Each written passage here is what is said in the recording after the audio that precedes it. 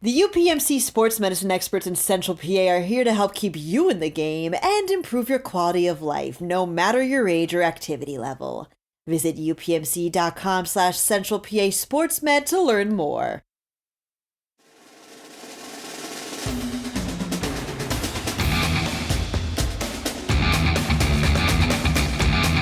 Welcome, everyone, to another edition of the Pennsylvania High School Football Report podcast. I'm Brian Linder. I'm here with Dan Sostek, Eric Epler.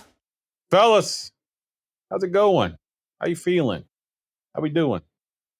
We're doing it's the doldrums of winter, right? It's right kind of, not all it's the kind of the dog days of the regular season, and we're just kind of getting ready for the playoffs, and it's starting to get a little warmer, I think, hopefully, knock on wood. But besides that, not much. Yeah, we traditionally get whacked with a good March snow, but Yeah.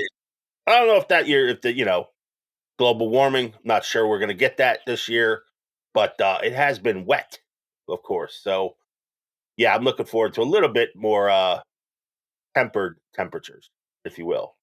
Oh, it's coming. We're going to get another nasty run of it, but it is what it is. I miss Daytona Beach and I miss the weather down there. Epler used to live in Miami, so that's a whole other story. So That's a whole other hemisphere down there, man. Hot, Yeah. humid. beautiful, but It is beautiful. Yeah. fellas, I'll tell you what, it's cold. Basketball season, going to basketball playoffs, but we are coming up on another signing day next week. Another signing period. Obviously, it's funny because when I started out, I'm 40 now, and I always say when I started out, this was the only signing day coming up here in February. Now we have that early signing period where it seems like the bigger guys seem to lock in, and then there's some reshuffling of the deck, and with the transfer portal, we got a bunch of good kids who are still kind of hanging out there. Now, we've had a lot of kids commit from here in central Pennsylvania over the last week or so. Shippensburg's got a ton of them. We could talk about them a little bit. I think one of the more interesting commitments was Darrell Caesar. And I bring this up because we are a statewide podcast. That kid was the most productive wide receiver in Pennsylvania last year. He caught over 100 balls, had over 2,000 yards, helped Steel High win a state championship. Committed to Lock Haven. That's a pretty darn good get for Lock Haven when you get a guy like that. He had a preferred walk on to Penn State that I think he considered a little bit. What do you guys think about that one? I mean, Lock Haven, they bring in him. They're going to have Cole Bartram playing both football and wrestling. I mean, they're going to have if they brought two of the better, more prolific statistical profiles from the Mid Penn this past year. I mean, that's a good football program too. That's they always tend to get some of these guys that you feel like maybe are right on that borderline of could get some like FCS interest or things like that. And Rel Caesar is the type of player that I think, as long as we've seen him kind of have a couple moments where he gets a little he gets a little fired up. He's a really emotional football player, and I think that's what makes him great. Yeah, just to expand on, I'm very interested to see if he could be a guy who plays on both sides of the ball. Yeah, I mean, we've seen. I don't think there's any doubt that we're going to see him, be a positive force in the special teams for Lock Haven.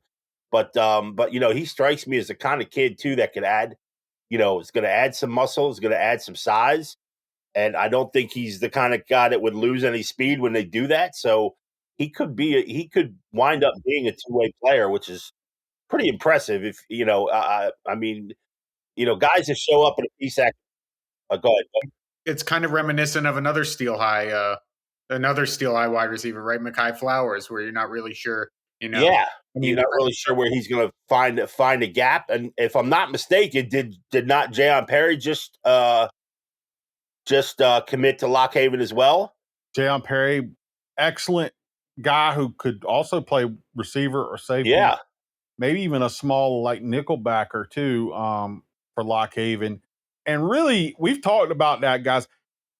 Honestly, PSAC schools putting in a little bit of nice work coming down the stretch here. Got to say that. But we talked about Jayon Perry, and I always felt like Alex Serby was the all-time leading passer. And we'll talk about him in a second. And they had all these big names, and he kind of sometimes would fade into the background a little bit, but he was kind of like the dog on that team. Like when they needed something big, he would go out and knock a guy in the mouth to make it happen. And I like him a lot. Yeah, I mean, he's one of those. I've said it before, but he's kind of one of those modern linebackers, right? He's a linebacker that's a safety, and he can play in the box. He can drop back. I mean, Jayon Perry's a guy that I think if you told him, line up at edge rusher for this down, I think he'd set the edge and do his job. He's just, and I think the thing that's that stands out about him. It's what Andrew Irby told me about him before the state championship game. Just the quietest kid. Probably one of, if there's one thing Jayon Perry isn't good at, it's self promotion. He's not a big talker. He lets his play do the talking. I think he's had some pretty decent offers like UConn and things of those natures, but I think Lock Haven, where he's going to have some familiar faces around, I think it's a good spot for him. And yeah, he's just a kid that I think pretty much wherever he landed, I was going to say there are certain kids that you feel like the destination doesn't even matter as much because they're just kind of kids that they have the baseline athleticism needed, and then they have that mindset that I think is going to allow them to get it done. And when you see a guy that has the instincts he has to be around the football, to play tough. He's as tough a player as I've seen with that Steel High program. I think it's a pretty safe bet. He's going to be an impact player for them. Lock Haven also getting Ryan Epps from Harrisburg, had over 13 sacks. Good ball player there. Let's bring it back real quick. Shippensburg has loaded up with local guys. Derek Guzman, wide receiver from Hershey, probably a little underrated because look, they had a young quarterback, I think, who probably is not naturally a quarterback. He's more of an athlete in Cam Sweeney. So not knocking him. The basketball team starting backcourt, Cam Sweeney and Derek Guzman. They didn't throw it down the ball. They didn't throw the ball down the field a lot, but they had Guzman as a wide receiver, Carson Schwartz. Guys, there's just a ton of guys, right? Who all have we gotten so far on this Shippensburg train? Let's see. I think I wrote about half of them. Well, first off, we got my favorite player in it's kind of the running joke that I've been his biggest supporter for a while now is Ty Milheims, committed from Lower Dauphin, committed to Shippensburg. Just have always been a big fan of his game, and I wrote a story kind of about how right before this season he stepped into a divot in Lower Dauphin's practice field and tore like 3 ligaments in his ankle and missed almost all of the season. I think he might have ended up, maybe at an FCS school or an Ivy League school, but Shippensburg will be a good spot for him. Then they got pair of Cumberland Valley kids who are, I know, one of them is kind of Epps Ty Milheims and Alex Save and Caden Pines, another good group. And then another guy that I think we've all been really high on, quiet kid for a team that didn't win a ton of games this year, but he was probably one of their standouts is Carson Schwartz, really a big play wide receiver. They've just picked up a ton of talent. It's we've said it for a while now, right? That Shippensburg, they know who butters the biscuits around here. They have their ear to a lot of the staffs, I think, and I think they know which players are going to be, good fits for them. And they're kind of building up a stable of talent there. Yeah, they got Azir Moon. I'm probably saying his name wrong. Azir Moon from Central Dauphin too. I think recently committed to to Shippensburg. Tough interior lineman. Steven Zerby is probably underrated wide receiver, 6'2", about 180-pound kid from CD East, who's had there as well too. Just absolutely little. Alex Save. They got the linebackers Alex Save and drawing a blank on the other kid who's really good mid-pin linebacker. I think headed out there too. We talked about him last week. Who am I missing, guys? I'm just always interested in the 6-foot bubble. Like you see these guys that we talked about, just Dan listed them off. Obviously all tremendous players, but some of these guys we did feel like might creep into the FBS level for the recruiting, but it's all that kind of prototype. We want the prototype 6'2", 6'3" wideout. So guys like Guzman or guys like Caesar, wind up as a bonus pick for some of these PSAC schools. In my opinion, our opinion. I mean, we've been high on these guys, for forever, especially the Steel High guys because they've been 4-year starters. So it's always interesting to see that. I guess the only exception would be Ty, Dan, but Ty didn't have much film. Yeah.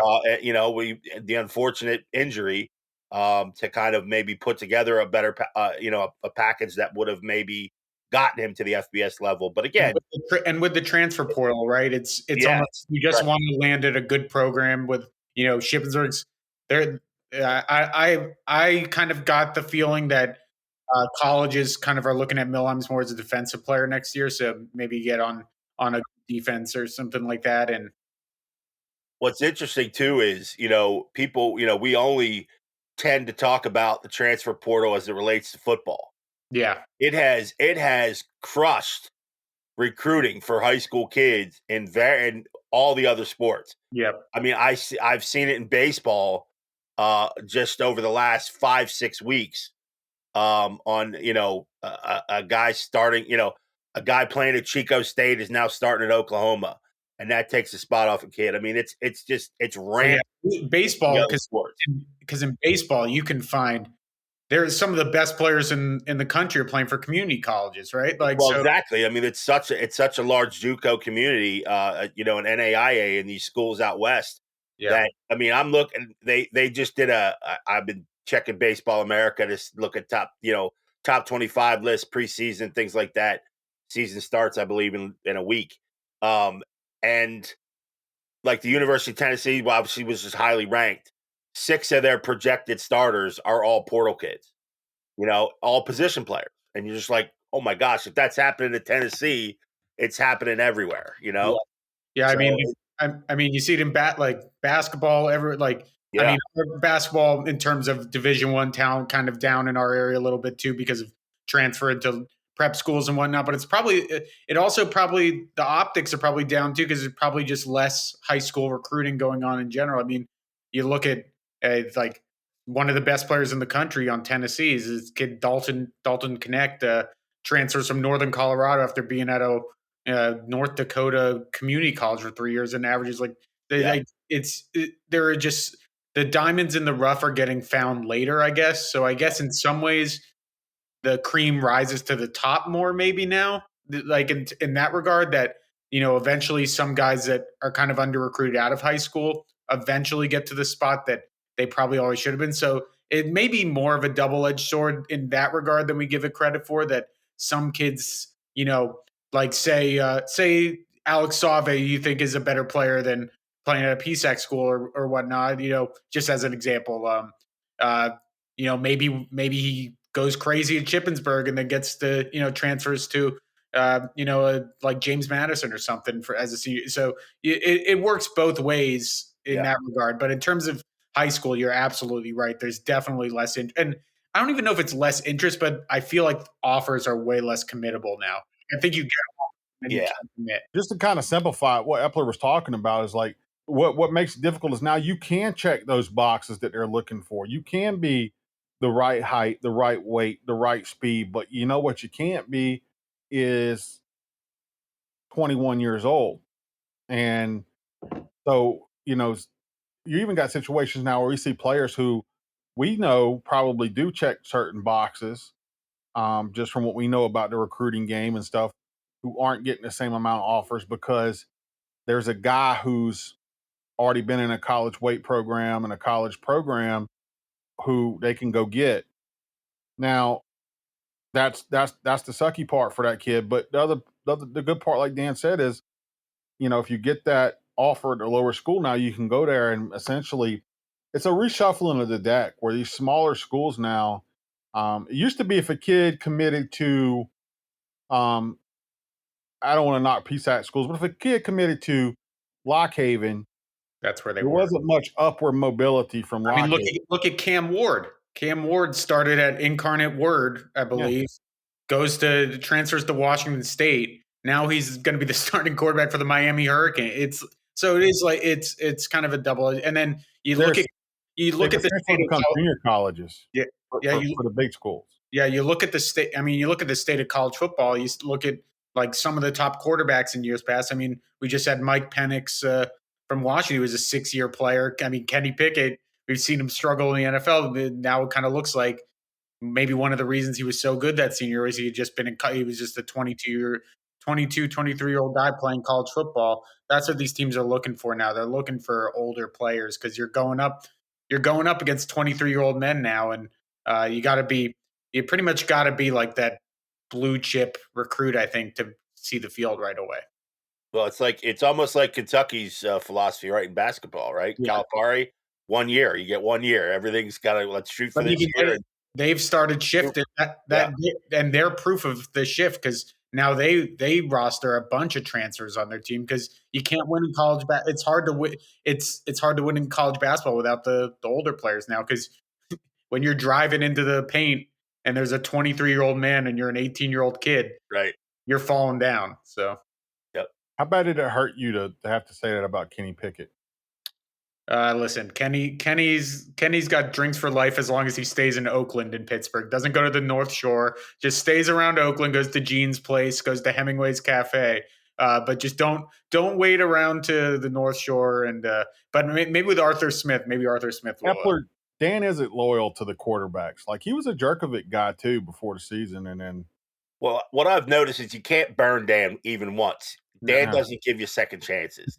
You know what I mean? Hold grudges. You know why? It's because I was my entire life. He let you down a little bit. You got on here, you told everybody, Epler, he got on here and he told everybody, it always works out for Kenny Pickett. Well, Not Kenny anymore. Pickett's about to be signing with the Philadelphia Soul.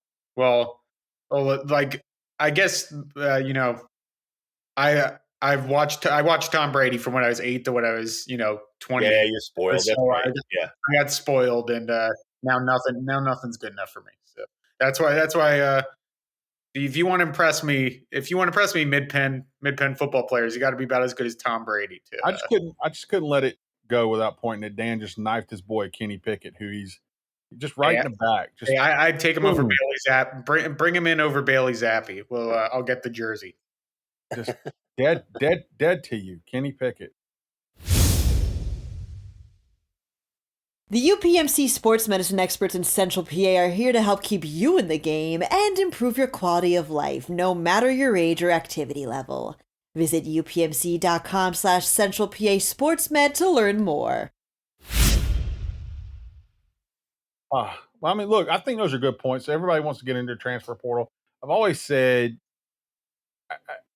I don't know how you fix it though, because I don't feel like you should lock kids into these decisions they make that are so big when they're 15 or 16, but it's also hurting kids that are 15 and 16 in some ways. But I think I don't know if it's hurting them as much as it's just come to a point where we have to rethink if you're 15 or 16 how you're playing the game. You might not be getting the same level offers you would have got 8 years ago, but you can probably still get to the place. And for some of these kids who wouldn't have got those offers to begin with, there's more upward mobility in the system, I feel like. If you get to a school, like you guys pointed out, like if you go to one of these PSAC schools or smaller even, do well.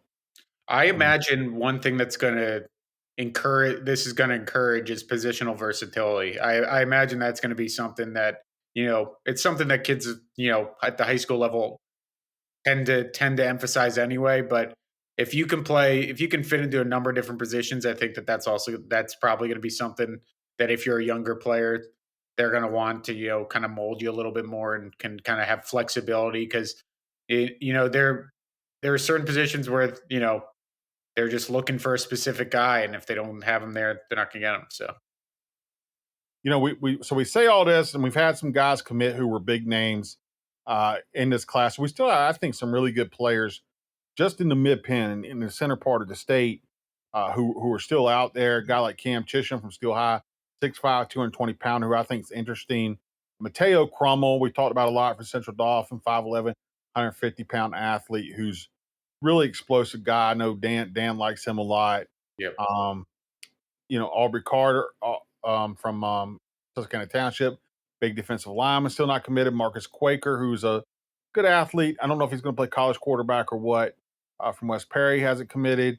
Nevin Hopkins, guys, safety from Bishop McDevitt, I think's a heck of a player, yet to be committed. Anybody else sticking out to you guys? It's still, point being, there's still some really good ball players out here to be had, I think, as we go into this signing period. Well, where's Lex going to go, right? Lex is next year. Oh, that's right. Yeah, where's he going to commit? I'm sorry. Next year is going to be exciting. Now, look, we're going to have, we've talked about that, and we can get that in another podcast, but Lex Cyrus, for people who don't know who we're talking about, Susquehanna Township speedster, got some major offers. I think he just got Boston College. We got Notre Dame, Indiana. Really explosive guy, state's 100-meter champ. He's next year. Really exciting classes for 25 and 26 across the mid-pen. If you guys have listened to us, you know about that. And we will get into that some after the signing day. But I think just the fact that there's that many good players. Amar Lombard, guy from East Pennsboro, 6'4", 285-pound guard, who I think flew under the radar a little bit. Really good. I believe Xavier Armstrong's still uncommitted. Xavier Armstrong. See, now Xavier's the dog, man. He doesn't necessarily have like the physical. He's 5'8", but he doesn't play 5'8". Like that's a guy that I think at a lower level could have a really good career for it, because he does not avoid contact at 5'8", and I love players like that. It feels like they take it personally when people kind of look at them as a smaller football player. He's the type of player that's probably been hurt the most by this transfer portal stuff. Yeah. He's the guy who in the past would have really probably, and he still may be probably a Shippensburg or a St. Francis kid or somebody like that, who now, is probably getting bumped out to another level, even down a little bit lower, as the shuffling of the deck continues. So, and another good player that we kind of didn't mention that committed, that I think I think he was one of the more underrated players in the conference, was Zachary Mell from Big Spring. Yeah. That kid's a really good football player. That defense was really good this year. I mean, it might not, I covered their Steel High game, and they hung with Steel High defensively a lot better than you think they would for, a team that didn't, I believe, I forget if they made the playoffs or not, but they hung with Steel High for a couple quarters, a state champion level team. And Mel's I think he's a real good football player. I think that's a good get for Bloomsburg as well. Yeah, I think that's a real good get for Bloomsburg too. I mean, it was interesting how sort of not that he all of a sudden just turned a quarter on his senior year, but obviously had a pretty good walk up to his final season. But yeah, he really blew up, like as far as being some guy who was kind of on the radar. Then all of a sudden, within 4 weeks of the season, by the end of September, like everybody knew who this kid was. Yeah. Just because of the aggressiveness he played with, and and kind of the heart, if you will.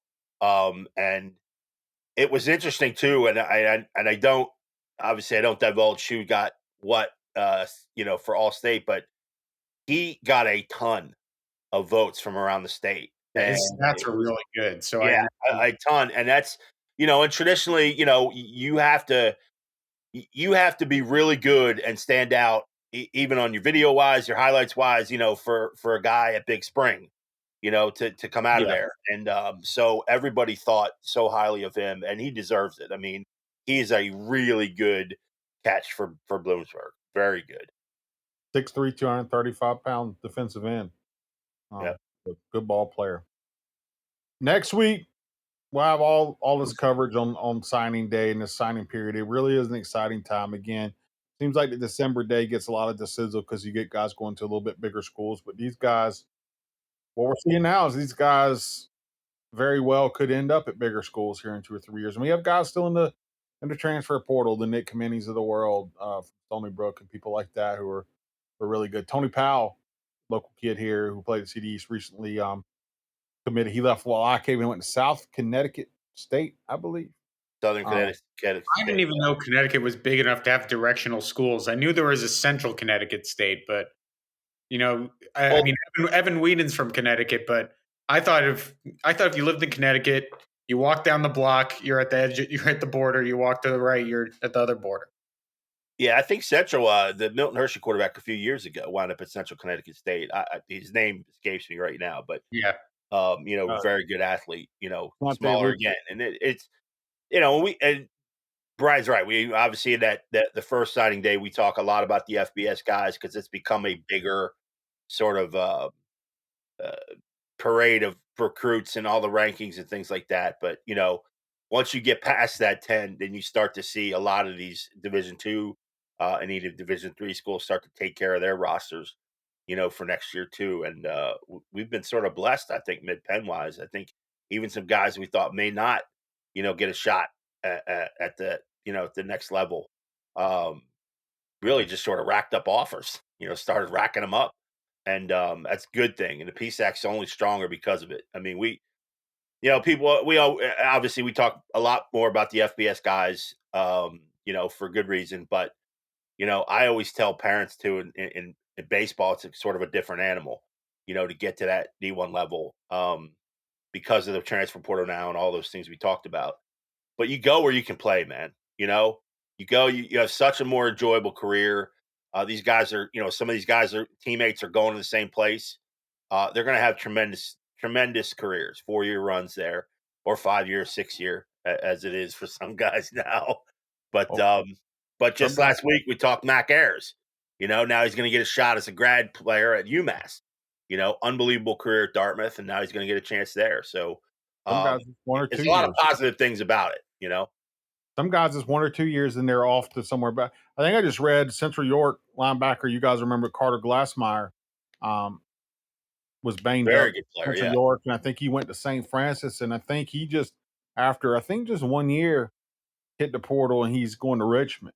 Yep. So you see a lot of that too. So they could be there 4 or 5 years and really dominate. Like a Jayon Perry and a Darrell Caesar could go to Lock Haven and dominate and really be great gets for that program. And I mean, it's sucks for Lock Haven that too, they could be there 2 years and also be going to who knows, right?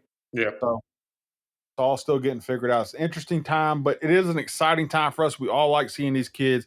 And I always say this: we try to report, and it's hard to keep up sometimes when the offers really get flowing, like Epler talked about. But we try to keep up.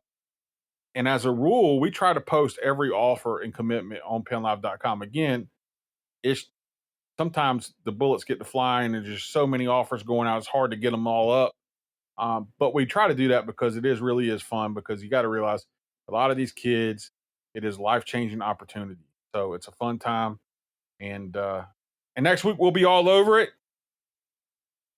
Guys, anything else to talk about? We lose a bunch of money on the championship games here in football. Detroit Lions let us down. What happened? Dan Campbell. Oh.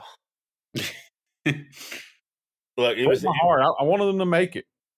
I tell you what, I got a text from a friend during the game who said, "Hey, do you not like that call to not go for the field goal and to put them up 3 scores?" And I texted back. I said, "Well, you can't just whistle. That's what we do all the time. Sometimes you have to be a little smarter than just being a gambler." But So that's good advice. But the weird thing is that he didn't go for it earlier in the game. Right. It was a weird game from Dan Campbell. Yeah. I still love Dan Campbell as a coach, and I feel like probably everybody in Detroit still loves him. But I feel like you only get one of those games like that. When you hit 2 with a game like that, and it costs you a chance to Super Bowl, I don't think everybody's going to love you anymore. And he acknowledged after the game too, something that I've never heard a coach openly say, and he was like, "I told the players we might never make it back here again," which is true. It's not easy to win in any sport ever, and I appreciated that perspective, particularly from Detroit. Yeah. It wasn't all him though. I mean, there were just some crazy things. The fumble by Gibbs, balls bouncing off of guys' helmets, and just and they were, I believe, they were our last District 3, the last team representing District 3 players with Alex Anzalone, right? My low key theory about what all this is that we're in, when I sit up here at 4 a.m. doing trending stories on PennLive.com, is that this is all just a simulation. And so I think in the simulation, the 49ers were supposed to win, and we just saw a glitch in the system where they come back and won. You mean the script? Just the simulation of what this world. I think this world is a giant computer simulation. That makes sense. Yeah. Somebody's watching us right now. That's a popular theory in quantum physics. So. That's not an energy drink you're drinking, is it? So yeah, it is an espresso. Oh, all right. And I drink about 5 or 6 of these a day. That's smart. That's a good smart decision there. Yeah. Yeah, getting it cranked up, I fear for the text we're going to get eventually that Brian has overdosed on. Yeah, exactly. On espresso? Yeah. Can't make the meeting today. Yeah. Yeah. Well, I mean, it would be. It's possible. I think it is possible you're drinking 6 of them a day. Because with the bad hip, I've been fairly immobile, as I've said before, and I do need. I got to come out on passing downs right now, fellas. I'm a 3-4 nose tackle. I'm a run stopper right now, so I got to lose some weight. So I'm not sure that 1,800 milligrams of caffeine a day or whatever it is good with my situation. But anyway, we got a podcast. Eric Epler, tell them how to find you on social media. I'm on X at 3Jacker, of course, PennLive.com for all your high school sports needs. Dan Sostek, tell them how to find you. Dan_Sostek on Twitter. And I'm at Sports by B Linder on Twitter or X or whatever Elon Musk wants to call it. Also, PennLive.com, tons of stuff. Signing day, we're going to have all kind of stuff. Evan Wheaton's going out to a workout with PA's passing king, Alex Irby, who's gonna go to Navy, and we'll have that coming out on signing day, and a bunch of other good stuff. Eric Epler, I have a giant list. I got a bunch of names I got to send you up. So PennLive.com, check us out for that. Until next week, thank you guys for listening.